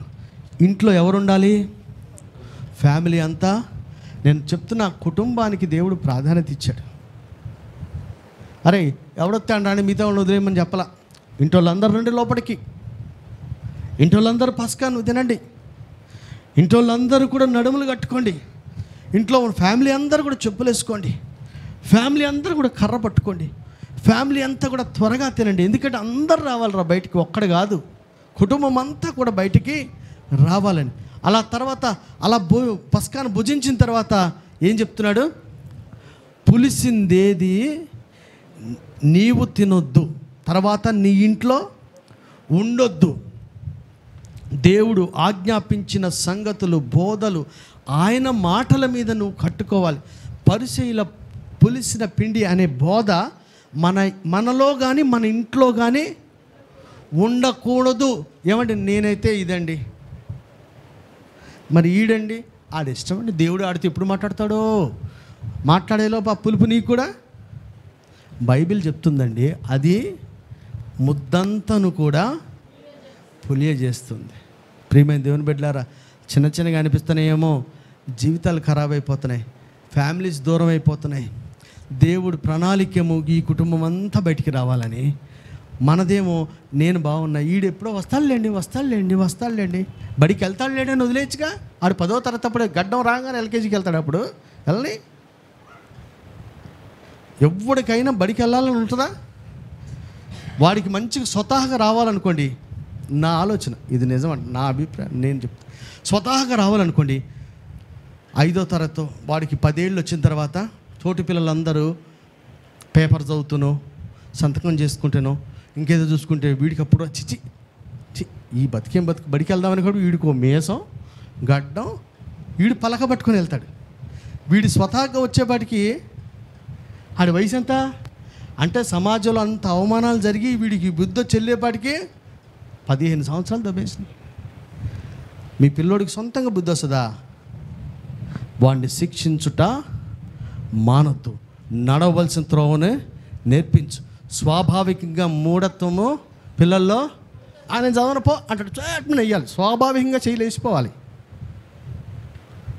వాడు అట్టనే అంటాడు, మనం ఇట్లనే పని ఉందా చేతికి? ఏరా నీ చేతికి కదా, అమ్మ చేతికి. నేను మరలా చెప్తున్నాను, నేను ఎవరిని విమర్శించడానికి కాదు. కుటుంబాలు విమోచించబడాలని దేవుని ప్రణాళిక. కుటుంబంలో ఎవ్వడు ఒక్కడు కూడా ఐగుప్తులో ఉండకూడదనేది దేవుని యొక్క ప్రణాళిక. నీకు కలిగిన యావత్తు నీ సంపద అంతా కూడా ఐగుప్తులో విడవబడకూడదనేది దేవుని యొక్క ప్రణాళిక. దేవుని సేవించుటకు, బలర్పించుటకు, ఉత్సవం జరుపుటకు నీకు కలిగిన సమస్తముతో కుటుంబంతో కూడా నువ్వు దేవుని సన్నిధిలో కనపడాలనేది దేవుని యొక్క ప్రణాళిక. దాని కొరకు నువ్వేము ఎలా అంటే నీ గడప కమ్ములకు గొర్రెపిల్ల రక్తం ఉండాలి. లోపట కుటుంబం అంతా పస్కాన్ తినాలి. లోపట కుటుంబం అంతా కూడా నడుంగట్టుకొని తినాలి. లోపల కుటుంబం అంతా కూడా చెప్పులు వేసుకొని తినాలి. లోపల కుటుంబం అంతా కూడా చేతి కర్రలు పట్టుకొని తినాలి. లోపల కుటుంబం అంతా కూడా నువ్వు స్పీడ్గా తింటున్నావు, మీ అబ్బాయి ఇంకా తొడ బాగుందని ఆ మొక్క ఈ మొక్క పీక్కుంటా దానికి బొగ్గలు వేసుకొని తిన్నాడు అనుకోండి, ఈ పాటికి బోర ఊదుదీడు ఇంకా పీక్కు తింటానే ఉంటాడు. ఈ నలుగురు వెళ్ళిపోతాడు, అప్పుడు విరవబడతాడు. నీకు అలాగ ఇష్టమా? ఆ సోమరం లేపు, తొందర తినరా, ఎప్పుడు బోర ఊతుందో తెలీదు. తొందరగా ప్రార్థన చేయి, బైబిల్ చదువు, దైవ చిత్తం సంపూర్ణంగా తెలుసుకో. దేవుడు ఎప్పుడు పిలుస్తాడో తెలియదు, నువ్వు ఎప్పుడు చేస్తావో తెలియదు, రా సిద్ధంగా ఉండాలి అని సోమవారాలు ఉంటే కుటుంబంలో మనం సిద్ధపరచాలి. నేను చెప్తానే ఉన్నానండి, ఆడిపోతానే ఉంటాడు, నువ్వు చూస్తానే ఉంటావు కూడా. తర్వాత అది మనకు సంతోషమా? మన కుటుంబం అంతా విమోచించబడాలి. ఏ ఒక్క డెక్క అయినా కూడా విడిచిపెట్టబడ్డ దేవునికి ఇష్టం లేదని బైబిల్లో ఉంది. నీకు కలిగింది ఏది కూడా లోకంలో వదిలేసుకొని పోవద్దు, అన్నిటినీ తీసుకొని రావాలన్నదే ప్రభు చిత్తం. కనుక పులిసింది ఏది కూడా మనలో ఉండొద్దు, మన ఇంట్లో కూడా ఉండొద్దు. తరువాత 6వదిగా సంఘముగా కూడుకోవాలి. సహవాసము చాలా ముఖ్యమైంది. సహవాసానికి చాలా ప్రాముఖ్యత ఇచ్చాడు దేవుడు. మీ కుటుంబం అంతా దేవుని సహవాసంలో వస్తున్నారా? ఎవడన్నా రాకపోతే మీకు ఆ బాధ ఉండాలి, మీ ప్రయత్నం ఉండాలి, మీ ప్రార్థనలు ఉండాలి, ఉపవాసాలు ఉండాలి, ప్రభు సన్నిధిలో రోషంగా ప్రార్థన చేయాలి. ఇలా చేయకపోతే ఎవడో ఒకడు వస్తే అందరూ కూడా కానానికి వెళ్ళాలని ఇంట్రెస్ట్ మీకు హిస్కి అలాగే పోతే పేరేదాలు నేనైతే బాగానే ఉన్నాను అంటాడు. అలాగా మీరు ఎవరి లైఫ్ ఆడితే అనుకుంటున్నారా? ఎవరి లైఫ్ కాదు, మనల్ని అందరం కుటుంబంగా దేవుడు పెట్టాడు. మనమందరం కూడా విమోచించబడి ఆధ్యాత్మిక యాత్ర సాగిస్తూ కానాన్లో ప్రవేశించవలసిన వారమే ఉన్నాం. హల్లెలూయా. కనుక బోధ కరెక్ట్గా ఉండాలి. 2వది సహవాసం, మోస్ట్ ఇంపార్టెంట్. సహవాసం లేకుండా ఉండకూడదు. దేవుడు చెప్పాడు మీరు పరిశుద్ధ సంఘంగా కూడండి. చివరిగా 7వది చూద్దాం, 13వ అధ్యాయం 1వ వచనం చూద్దాం. మరియు యెహోవా మోషేతో ఇలాగ సెలవిచ్చెను. నిర్గమకాండం 13వ అధ్యాయం 1వ వచనం. మరియు యెహోవా మోషేతో ఇలాగ సెలవిచ్చెను, ఇశ్రాయేలులో మనుషుల యొక్కయు పశువుల యొక్కయు ప్రథమ సంతతి అనగా ప్రతి తొలిచూలు పిల్లడు నాకు ప్రతిష్ఠించుము, అది నాదని చెప్పాను. చాలండి. వీళ్ళందరూ ఇంకా ఐగుప్తులో ఉన్నారా? బయటకు వచ్చారా? ఏమా ఎక్కడున్నారు వీళ్ళంతా? రైట్, ఎక్కడున్నారు? ఐగుప్తులో ఉన్నారు. బాప్తిజం పొందారా? ఇన్ని రూల్సా రాజా? ఎన్ని రూల్సారా? ఇంకా ఏమీ రాలేదు, బయటికి రాలేదు. నిన్ను బయటికి నేను తెస్తా. నీ సంతానములో మొదటిది నాకు ప్రతిష్ఠితం, అది నాది. ఎప్పుడు చెప్పాడు? బలపడతా ఉంటే చెప్పలేదు, బలపడతా ఉంటే చెప్తాడా? ఇవన్నీ ముందే తెలుసుకొని యాత్ర ప్రారంభించాలి. మీరు చూడండి, దేవుని యొక్క ప్రణాళికను అర్థం చేసుకోండి, పరిశుద్ధ గ్రంథాన్ని పరిశీలనగా చదవండి. బోధ గురించి చెప్పాడు, సహవాసం గురించి చెప్పాడు, ప్రతిష్ఠితమైన దాని గురించి చెప్పాడు. ఇవన్నీ ముందే చెప్తున్నారు. తర్వాత తెలుసుకోవడం కాదు, నీ ప్రయాణ క్రమాన్ని ముందుగానే చెప్పాడు. తర్వాత నీ ఇల్లు ఎలా ఉండాలో చెప్పాడు, ఇంట్లో ఏది ఉండాలో ఏది ఉండకూడదో చెప్పాడు, సహవాసం ఎట్లా ఉండాలో చెప్పాడు. ఇప్పుడు చెప్తున్నాడు కదా, ఇశ్రాయేలీల్లో మనుషుల యొక్కయు పశువుల యొక్క ప్రథమ సంతతి అనగా ప్రతి తొలిచూలు పిల్ల నాకు ప్రతిష్ఠితము, అది నాదని దేవుడు ఎంత స్పష్టంగా చెప్తున్నాడు. అది నాది, నాకు ప్రతిష్ఠితం. నేను మీకు తెలియజేసేది ఏంటంటే, ఈ ఉదయకాలం దేవుడు తన చిత్తాన్ని తెలియజేయకుండా ఎవ్వరికి కూడా ఉండలేదు. నువ్వు తర్వాత తెలుసుకునేది ఏం లేదు, మొత్తం నీకు పెట్టాడు. మనుషుడా, ఏది ఉత్తమమో నీ ముందు ఉంచబడింది, నువ్వు తెలుసుకుంటావా తెలుసుకోవా నీ ఇష్టం. జీవ మార్గం మరణ మార్గం రెండు నీ ముందు ఉంచబడింది. ఇరుకైన మార్గంలో ప్రవేశించడానికి పోరాటం చేయడానికి సిద్ధం పడుతున్నావా? ఈ కష్టం అనుకొని అక్కడే ఉంటావా? నువ్వు నాశనం అయిపోతావు. ఈ పోరాటం చేయి, నిత్యత్వంలోకి దేవుడు నిన్ను నడిపిస్తాడు. కనుక ప్రియమైన దేవుని బిడ్డలారా, కానాను యాత్రకు ప్రయాణం అవుతున్న వారికి దేవుడు చెప్పింది ఏంటంటే, ముందు పస్కాను బాగా మంచిగా దేవుడు చెప్పిన పస్కాను భుజించాలి. ఎలా భుజించాలి? నడుము కట్టుకొని, రెండవది చెప్పులు తొడుక్కొని, మూడవది చేతికర్రలు పట్టుకొని, నాలుగవది త్వరగా తినాలి. తర్వాత ఐదవదిగా పులిసిందేది కూడా నీవు తినొద్దు, నీ ఇంట్లో అది కనపడొద్దు. ఆరవదిగా సహవాసం, సంఘంలో సహవాసం, కుటుంబ సహవాసం చాలా ఇంపార్టెంట్. సహవాసంలో వస్తే మొట్టమొదటి క్రీస్తుతో సహవాసానికి దేవుడు మనల్ని పిలిచాడు, పరిశుద్ధుల సహవాసానికి దేవుడు మనల్ని పిలిచాడు, సంఘంతో సహవాసం కలిగి ఉండడానికి దేవుడు మనల్ని. ఈ సహవాసం అనేది చాలా ఇంపార్టెంట్, సహవాసం లేకుండా ఉండకూడదు. తర్వాత ప్రథమ సంతతి ఏదైతే తొలిచూలుందో అది దేవుడిది, అది దేవునికి, అది నాది అని చెప్పాడు. ఇవన్నీ కూడా ముందే ఉన్నాయి. యాత్రలో మీరు ప్రారంభించడానికి సిద్ధంగా ఉన్న వాళ్ళు ఇవన్నీ పాటిస్తూనే యాత్రను సాగించకపోతే కానాన్లో ప్రవేశించడం కష్టం. కనుక ప్రియమైన దేవుని బిడ్డలారా, మన ఆధ్యాత్మిక యాత్ర ఎలాగుంది? మన దేవుడు చెప్పిన ఇన్స్ట్రక్షన్స్ అన్నీ ఫాలో అవుతూ ఐగుప్తులోంచి విమోచించబడిన వారంగా కానాను వెళ్తున్నామా లేదా మనల్ని మనం పరిశీలించుకుందాం. చక్కగా దేవుని వాక్యాన్ని సమ్మతి కలిగిన మనసుతో మనం చదువుదాం. దేవుని వాక్యాన్ని ఏది చెప్తే అది వినడానికి సిద్ధమైన మనసు మనం కలిగి ఉందాం. దేవుడు మనకిచ్చిన వాగ్దానాలు పట్టుకొని ప్రయాణానికి మనము సిద్ధంగా ఉందాం. ఈ సమయం ఎప్పుడైపోద్దో తెలియదు, లోకంలో నీ ప్రాణం ఎప్పుడు పోద్దో తెలియదు, దేవుని రాకడ ఎప్పుడు వస్తుందో తెలియదు. కనుక జీవ గ్రంథాన్ని, దేవుని వాక్యాన్ని, దైవ చిత్తాన్ని మనం త్వరపడి తెలుసుకొని సంపూర్ణంగా భుజించడానికి సిద్ధ మనసు మనం కలిగి ఉందాం. ఆ తర్వాత బయటికి వచ్చిన తర్వాత ఎలా ఉండాలట? పులిసిందేది కూడా ఇంత చెడు కూడా పర్వాలేదులే అనుకోకండి, అది నీ కుటుంబాన్ని, నిన్ను కూడా సర్వనాశనం చేసేస్తుంది. ఎందుకంటే పులిసిన దాన్ని ఇశ్రాయేలులోంచి నేను కొట్టివేస్తా అన్నాడు. పులిసిన దాన్ని తిన్నోడు ఎవడైనా సరే, దేవుడు నీలో కనుక చెడు ఏదైనా ఉంటే, చెడు బోధలుంటే, ఒక చెడు దాని మీద నువ్వు పునాది వేసి కట్టబడతా ఉంటే, దేవుడు నిన్ను పాస్టర్ గారు ఏం చేయలేడు, మీ అమ్మ నాన్నలు ఏం చేయలేరు, ఎవడేం చేయలేడు, దేవుడే నిన్ను కొట్టేస్తాడు. దేవుడు కొట్టేశాక ఎవడు ప్రార్థన చేసినా పని చేయదు. దేవుడు కొట్టివేయబడకుండా ఉన్నట్లుగా పులిసిందేది నీలో ఉండదు, నీ కుటుంబంలో ఉండకూడదని ప్రభుపేట మనవి చేస్తున్నాను. తర్వాత మనకి సహవాసం చాలా ఇంపార్టెంట్. సొంత భక్తి చేసుకోకండి, దేవునితో ప్రతిరోజు సహవాసం కలిగి ఉండండి, దైవజనులతో సహవాసం కలిగి ఉండి, సంఘంతో సహవాసం కలిగి ఉండి. చివరిగా దేవుడు మనకు చెప్తుంది, ప్రతి తొలిచూలు కూడా నాది, నాకు ప్రతిష్ఠితం అని చెప్తున్నాడు. ఈ ఉపదేశాలన్నింటినీ మనం వింటే మనల్ని మనమే మోసం చేసుకుంటాం.